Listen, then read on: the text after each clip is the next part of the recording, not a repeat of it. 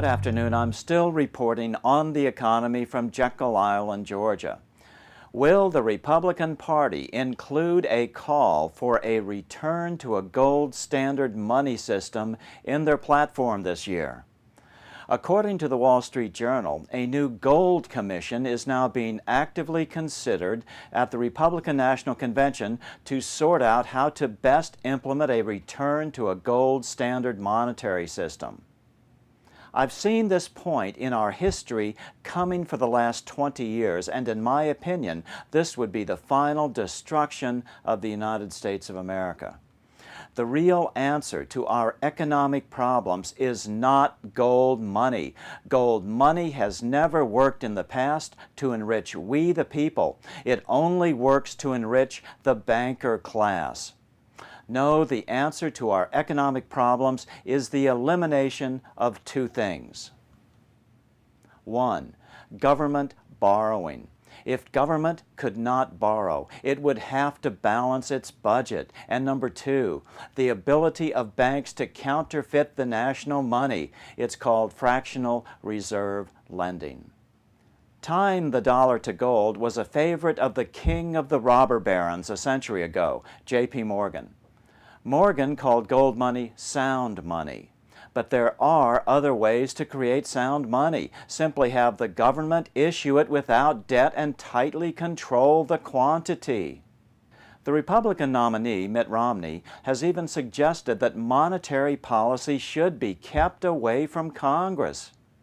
This is exactly what the Gilded Age robber barons, the Morgans and the Rockefellers, believed as well, because they wanted complete control of American money for their benefit. But this flies directly in the face of the U.S. Constitution.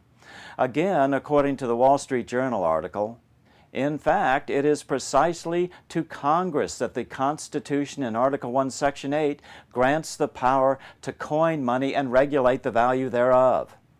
Bravo, Wall Street Journal. In today's world, the gold bugs include the likes of Ron Paul, Ed Griffin, Peter Schiff, and the Ludwig von Mises Institute. The first 2 minutes of Max Kaiser's latest is interesting regarding the von Mises Institute. You see, I figured out that the whole Mises Institute was populated with dangerous ideologues, and that these guys formed the basis for the corruption on Wall Street. For the financial terrorism on Wall Street, they refer to the Mises Institute as their ideological framework. That's why they're dangerous ideologues. Now, when we have a guest on the show just talking about it in general terms, he's fired. Now, where do you see that? Saudi Arabia, Iraq, Afghanistan. I mean, you see this in totalitarian regimes. Of course, I knew this was the case. That's why we're coming after the Mises. They're fake libertarians out there in the U.S. People who call themselves libertarian are not. They're fake. They're fake Austrian school adherents. And the whole Ayn Rand school is bogus, and from here to Sunday. All those guys are the fake ideologues that are fueling the basis of the Jamie Dimons, the Alan Greenspans, the Lloyd Blankfein, the terrorism. As I detailed in SR 45, Ludwig von Mises was supported by the Rockefellers throughout his career. Do you really think it's a smart idea to be following the very folk who openly admit to being behind the New World Order concept where national sovereignty is erased from the face of the earth? So why do smart folks like Peter Schiff, Ed Griffin, and Ron Paul refuse to take a fresh look at this question when anyone with a passing interest in American history knows that this is exactly the same philosophy that J.P.Morgan and the rest of the robber barons espoused 100 years earlier? My take is that these guys are all patriots and well-intended. They just grew up at the time when the von Mises folks were in their ascendancy and their real agenda was still hidden. Schiff, Griffin, and Paul would have to admit that they were wrong. They would have to admit that the von Mises / old school libertarians were at best nothing but anarchists, and worse than that, disguised plutocrats. Gold is concentrated money. It is the exact opposite of traditional, democratized American money, debt-free U.S. notes and coins issued by Congress. Do you think in a gold money system, banks will stop practicing fractional reserve lending? Do you ever hear anything about that topic from a gold bug? No.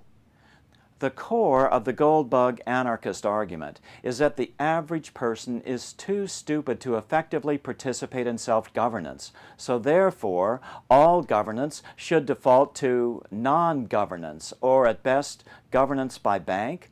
How does that work? What happened to the Constitution?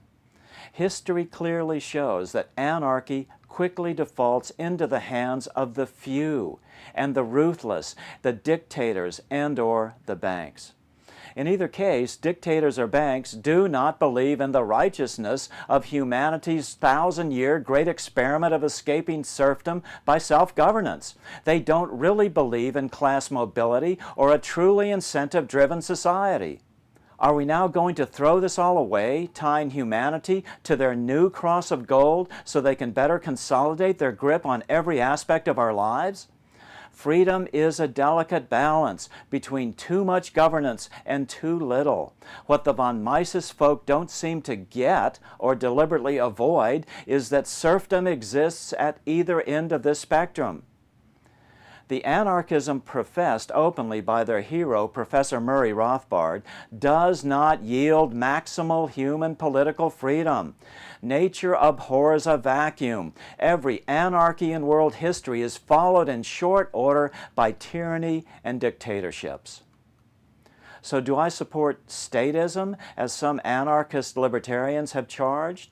Not at all. I support representative democracy via a constitutional republic. This spreads out power to the greatest extent which is practical. In other words, a pure democracy decentralizes power even more, but has been shown to be ineffective because it inevitably ends up with the voters voting themselves governmental allowances.